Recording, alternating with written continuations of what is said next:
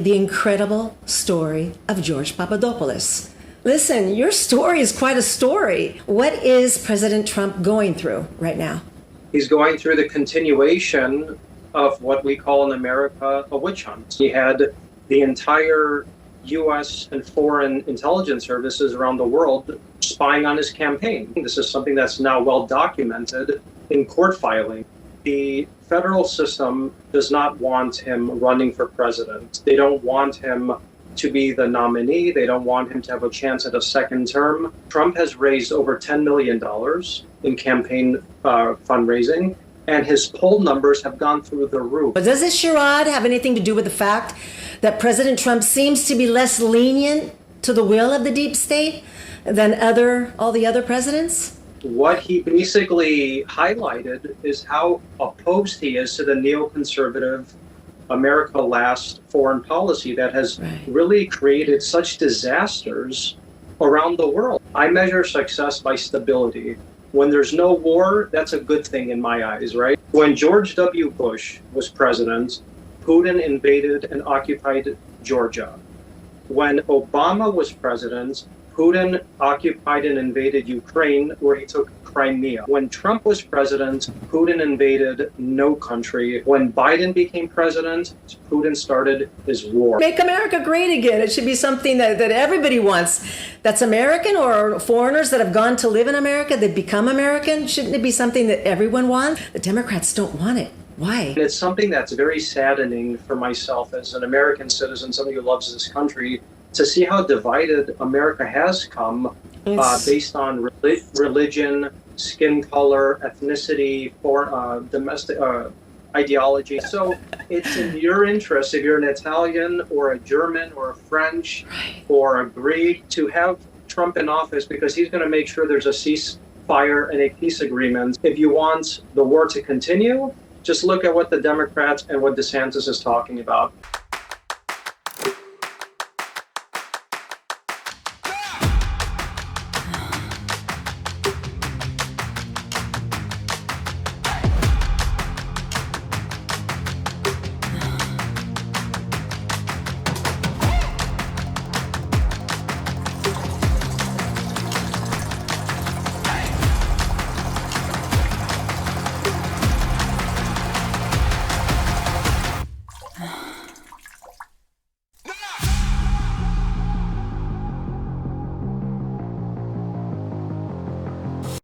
Our guest tonight is surely known to the American public opinion, but maybe not to the Italian one. He grew up in the suburbs of Chicago, son of a Greek-American couple.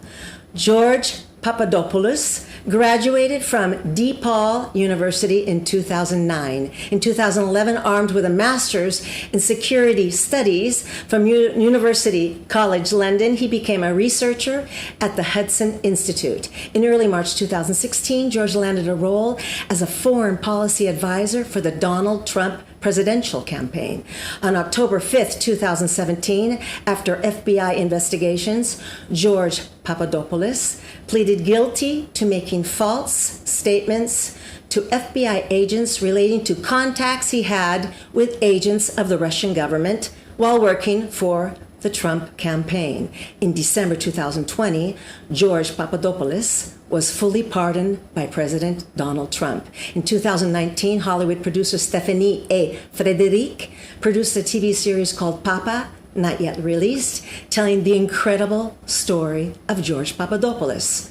Thank you, George. Are you there? Thank you for being here today.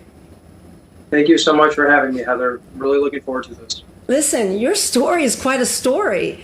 And after what's happening now to President Trump, I would say it is different from the one we've been told about a few years ago. Do you agree? I think a lot of things that were said about myself, candidate Trump, President Trump, the American legal system, how the American intelligence services operate, and just the American rule of law as a whole itself has really been upended over the last 5 years.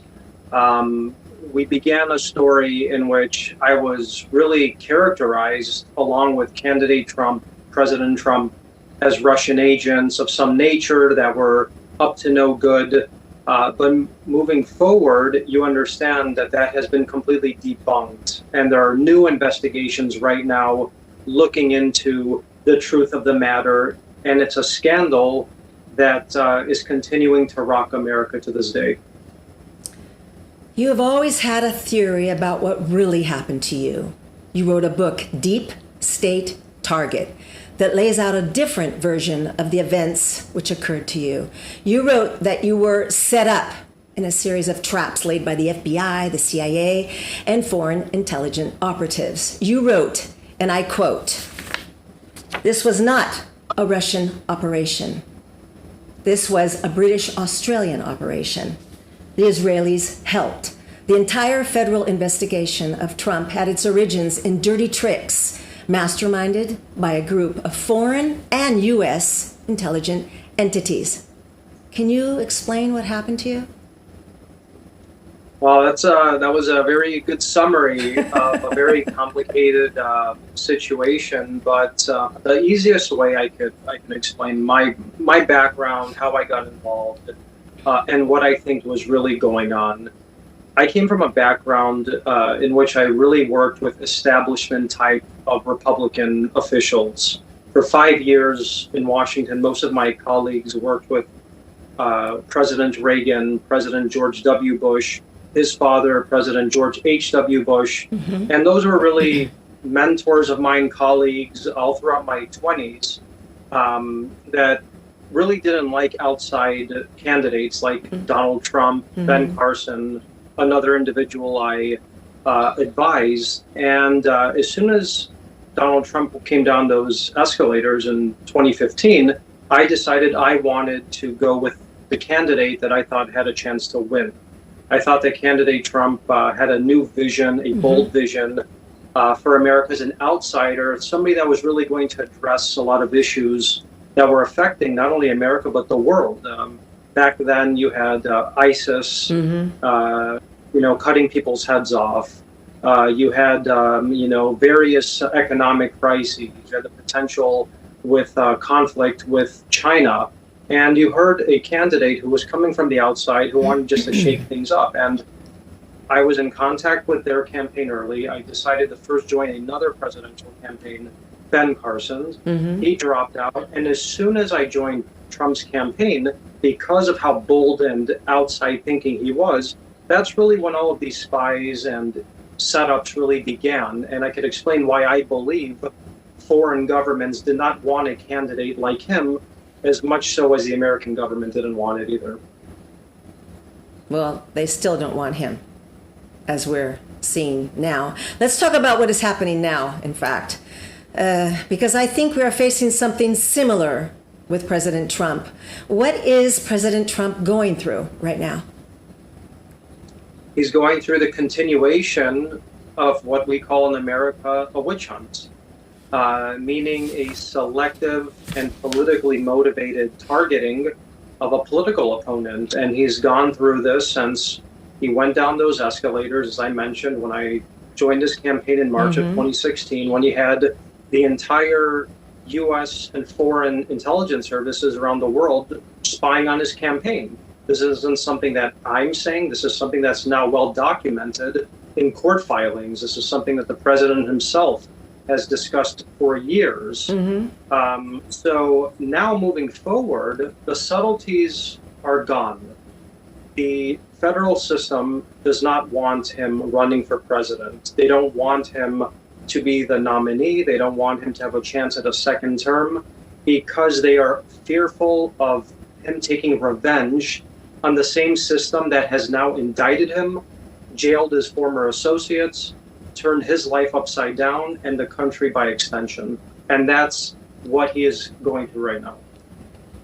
The accusations against Trump, which arose from an investigation conducted by Democratic District Attorney of Manhattan, Alvin Bragg, is quite incredible, and it referred to the story that President Trump allegedly paid the silence of a woman regarding their relationship with the campaign money. There are those who will say, "Oh, what is happening is all theater," and then there will be those who will be saying that they all agree What is behind this Trump accusation, George?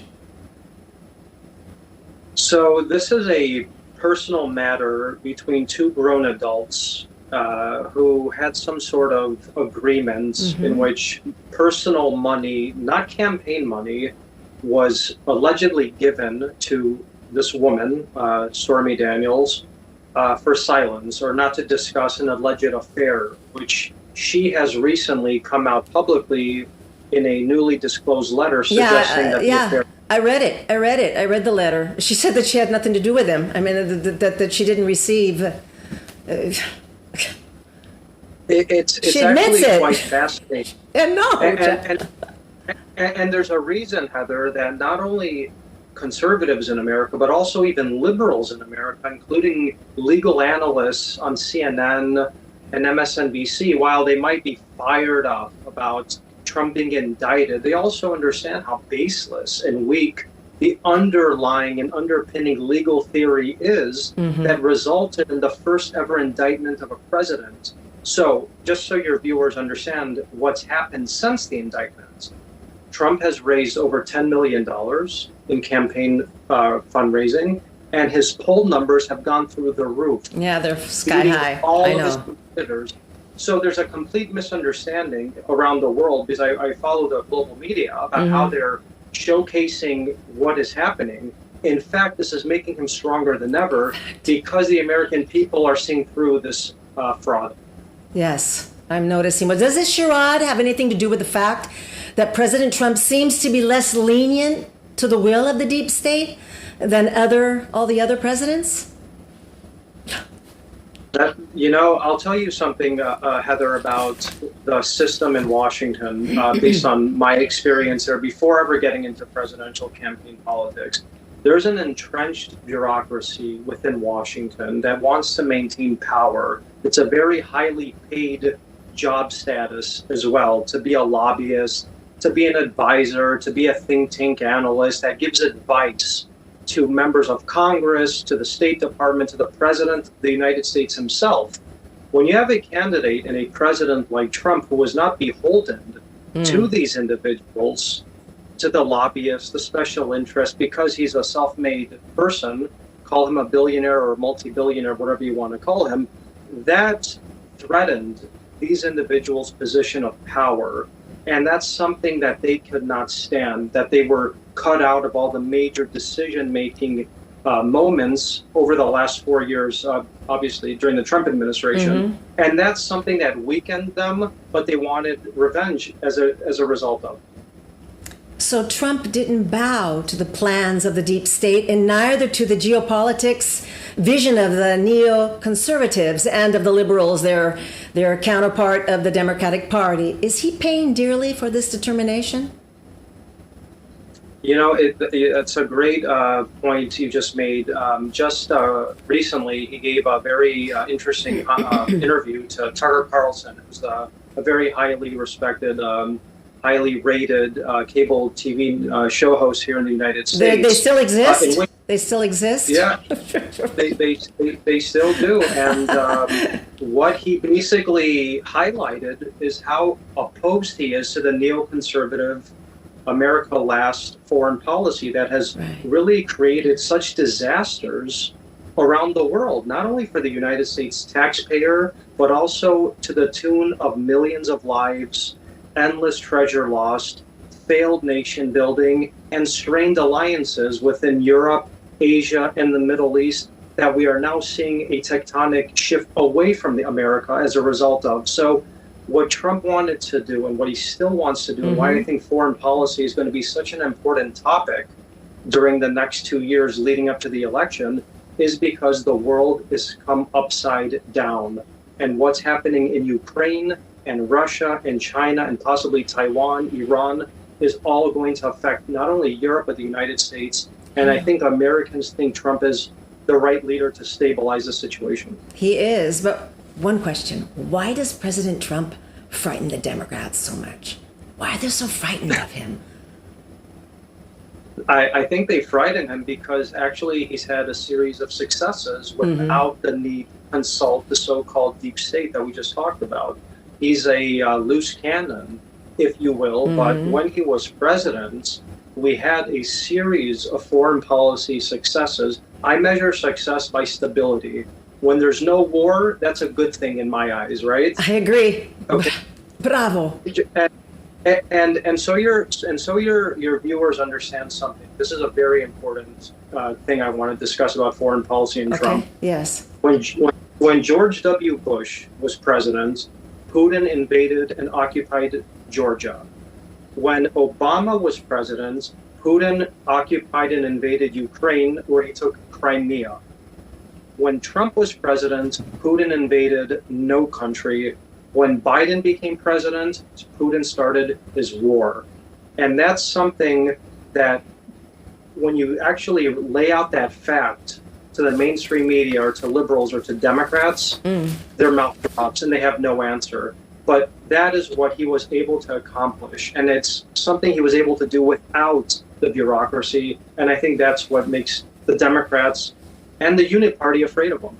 Okay. What is the MAFA movement? Because Italians for sure make America great. We know what MAFA means. It's on all of the baseball caps, the caps. What is it? And why are the Democrats so afraid of it? Why would you be afraid? Why would you be afraid? It's fabulous, isn't it? Make America great again. It should be something that everybody wants. That's American, or foreigners that have gone to live in America, that become American. Shouldn't it be something that everyone wants? The Democrats don't want it. Why? That's the $1 million question, right? It's, there's an issue with, in politics, it's really the messenger is more important than the actual message. The message is great, right? But the way the mainstream media has characterized Trump and in general white people to some extent is racist. And it's something that's very saddening for myself as an American citizen, somebody who loves this country, to see how divided America has come based on religion, skin color, ethnicity, domestic ideology. That is why they're afraid of him. Not because the ideas are bad, but because he says it. And that's even more sad. Yeah, anything he says is not okay, right? That's the unfortunate truth. I know it sounds crazy to your listeners, but it's the truth. In fact, listen, okay, this is very controversial. So don't get agitated by what I'm about to say. I was a real major fan of Governor Ron DeSantis.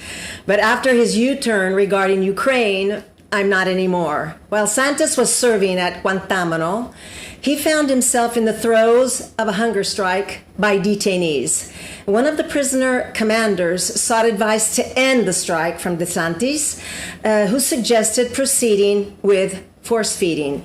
This is the reconstruction of the Washington Post. The detainees were tied to a chair and a lubricated tube was inserted into their nose so that a nurse could pour 2 cans of a protein drink, as noted on military records. The detainees' lawyers tried in vain to stop the painful practice, arguing that it would violate international conventions on torture. After that, DeSantis must have entered the heart of the Neocons, as it can also be seen from his intense relationship with Sheldon and Miriam Adelson, generous donors to the GOP and its electoral campaigns, who in 2019 accompanied him to accredit him to Israel. It was Sheldon Adelson who strongly advised Trump to enlist in his administration the neocon standard bearer, John Bolton, who caused so many misfortunes to the world. Allora, who is Ron DeSantis? Is he a less eccentric Trump? Or is he just a new George W. Bush, totally aligned with the neocons? I initially had very high hopes and expectations for Governor DeSantis when he was running Florida as a principled conservative individual. You actually saw business booming there. You saw immigration in check.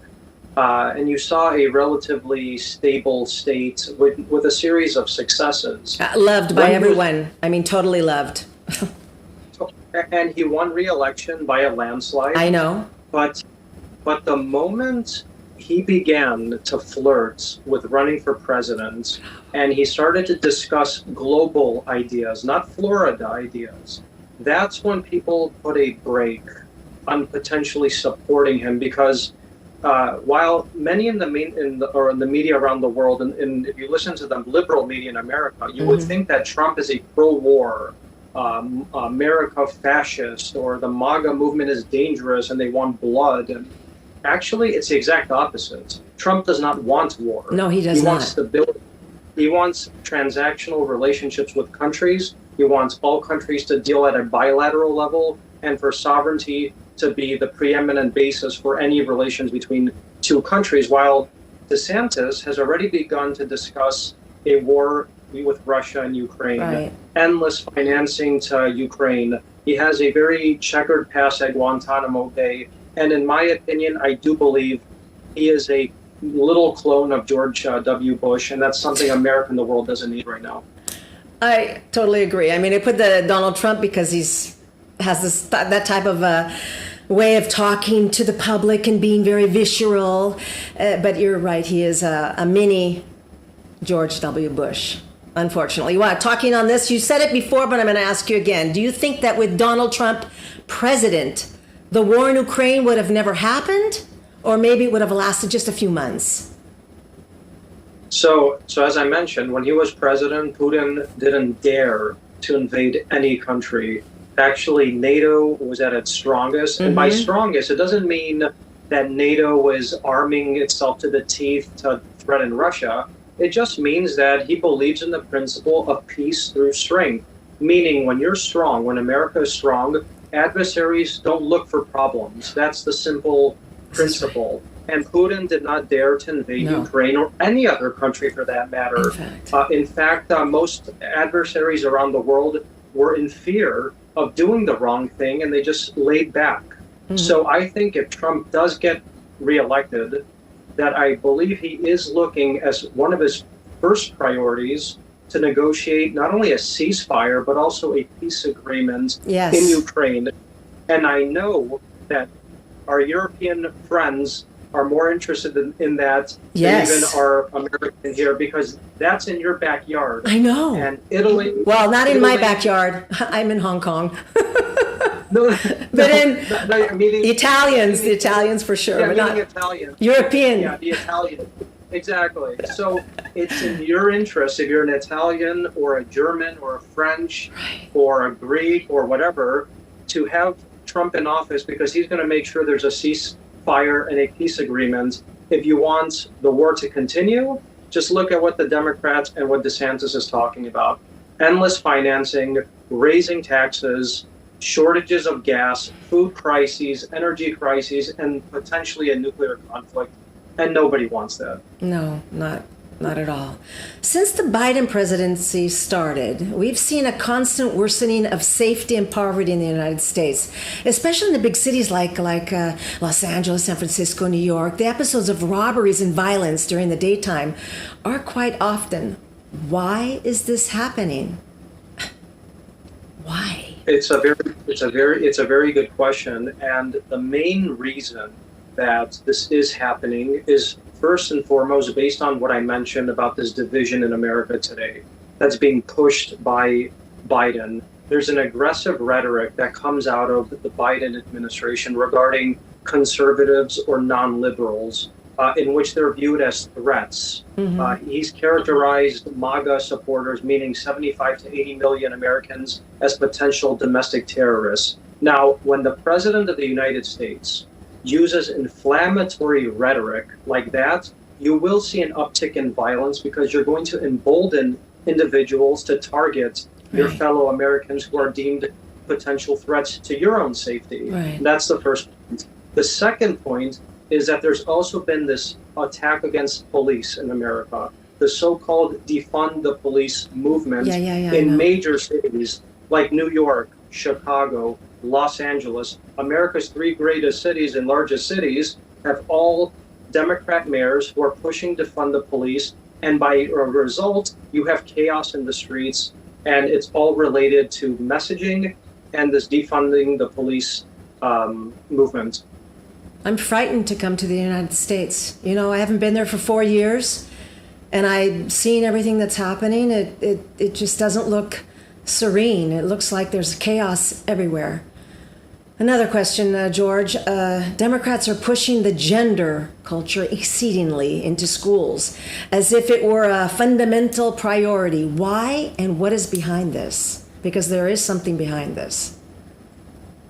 Look, in my personal opinion, I think it's a very sad state of affairs when 0.3% of the population, meaning the transgender community, is given a microphone to attempt to restructure and change American values and society.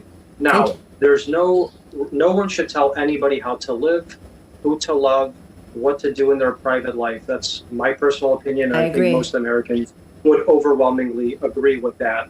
However, when you do have an agenda behind amplifying the power and the voice of 0.3% of a population to change the American values, of course, you're going to have people step up and fight back against it vocally. And right now, that's a major part of the culture war in America between the left and the right. It's about traditional values versus promoting transgenderism or child mutilation, if you want to call it that, whatever you want to call it. This is a major issue, and Trump himself has been very vocal against women and men competing in the same sports. That's ridiculous. Leah Thomas, I'm sorry. It's just not right. It's just Heather. I think the majority of people would agree with you, and it's embarrassing, George, to see this big, huge rugby man with a little teeny. Playing rugby, this huge monster and plus they flaunt themselves in the locker rooms and in the bathrooms with their testicles and their penises forward out, just walking around acting like they own the world. Why are they doing this? Why are they? It's like a caricatura. I don't know how to say caricatura. It's like it's exaggerating. Well, they have all the rights that we have. You know that, don't you? They have every right we have. So why are they doing what they're doing? This is what I don't understand. I'm not a woman, obviously, but if I was, and I saw the state of affairs with how transgender men are allowed to win competitions against biologically less strong women in sports, that's a fact. And usually women are biologically less strong than a man. Right. Is testosterone versus estrogen. That's biology. Right. Or if I saw so-called transgender influencers getting sponsorships for Tampax and various other feminine products. I'm not even going to say that person's name, but where does that person put the Tampax? Why would that person be doing a commercial for Tampax? Which is, does that person know how terrible it is to have a period, the pain we have, what we go through, etc.? And this person's just it's making the woman look ridiculous. We don't act like that in all of those commercials that person's doing. We don't look anything like what he, she, they, whatever that person is doing. Kind of adorable, and it kind of looks like a butter churn. So you just go like that. Ow. Where does the string go? You are getting sleepy. And it's offending. It's offensive towards us women. Heather, real women. That's exactly right. And if I was a woman, I would be completely outraged because it is a mockery of the feminine world of women and in general. And I think that's why you are having so many people actually have a backlash against it. I'll give one example to your viewers. There's a very popular alcoholic beverage named Bud Light in America. I know, I saw.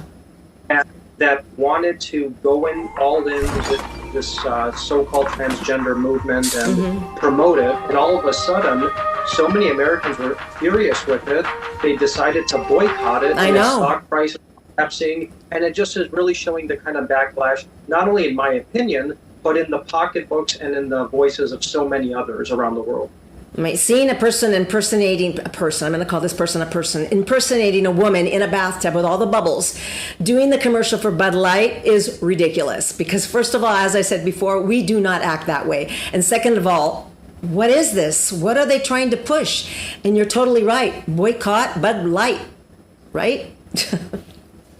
And that's what's happening. That's exactly what's happening. And they're shooting, as we say here, they're shooting themselves in the foot by continuing this bizarre woke strategy. I mean, you've seen it with so many various companies. Hollywood, most Hollywood films who have decided to go this route have seen their box offices collapse. No one even watches these movies. Right. Hollywood viewership is down at record lows because of this kind of stuff. Because they're shoving it, George, they're shoving it into our face. I'll give you a little example. Elizabeth, we have 12-year-old twins. Elizabeth, our little girl, she watched a new, I'm not even going to say I'm going to say it, Disney, a new Disney movie or a TV series or something. And she said to me, Mom, after 7 minutes, they've shoved down my throat another transgender or a personage or protagonist that was pushing something that I do not want to see. I do not want to watch. I don't want it shown to me. So she just clicked it off and didn't watch it. To give you the example, what they're doing to the young kids today, to this day and age, and what they're teaching kids in school to do at the age of 4 years old. Certain things that aren't even for 13-year-olds, they're showing to 4-year-olds.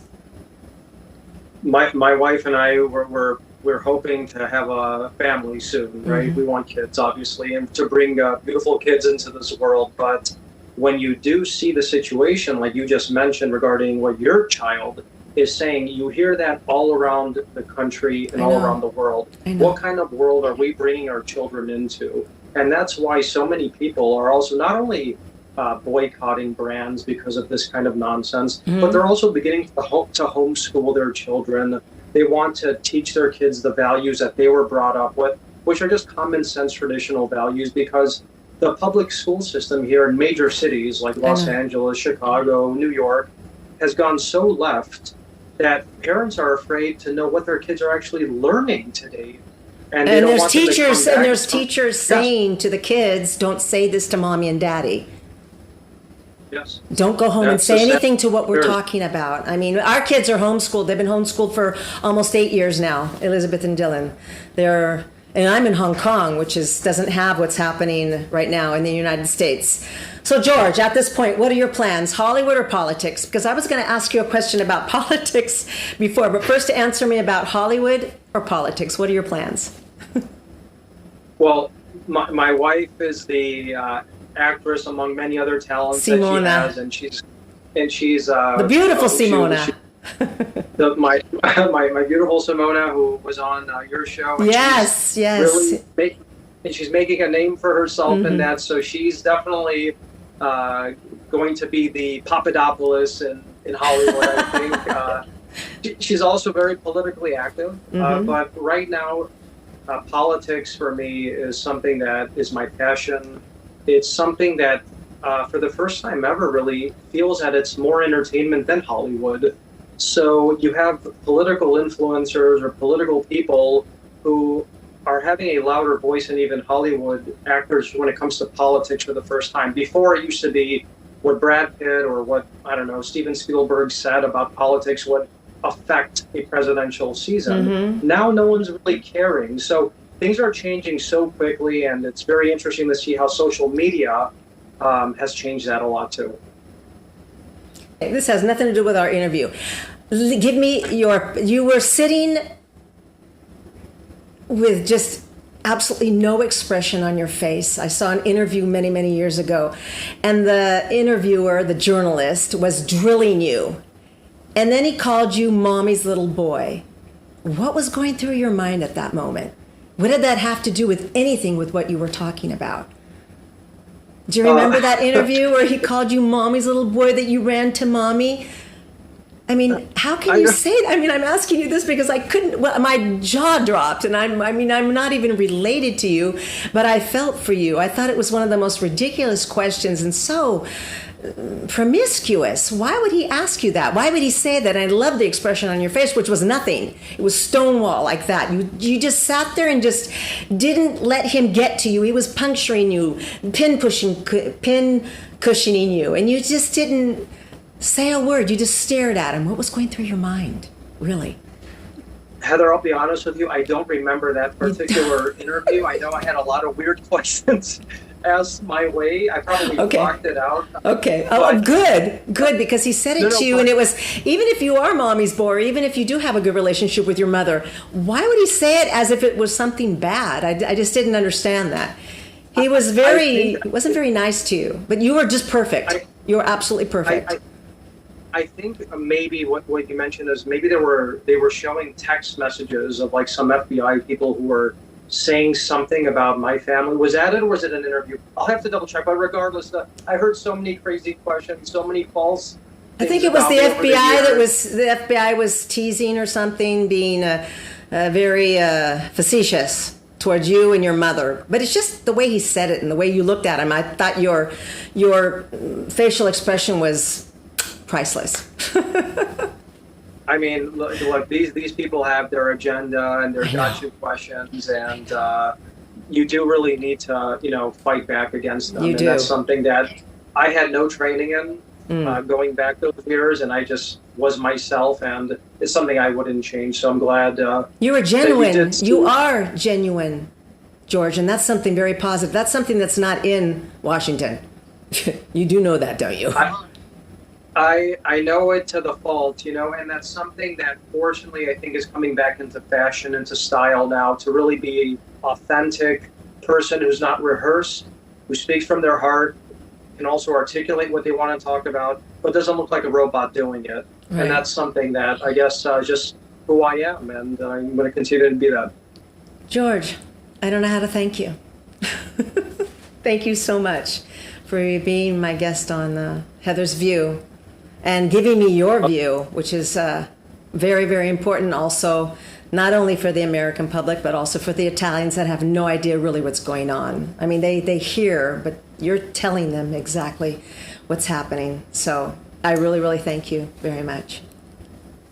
And I thank you so much for giving me this opportunity to come on your show, because in many ways, Italy, I feel, is my second home as well.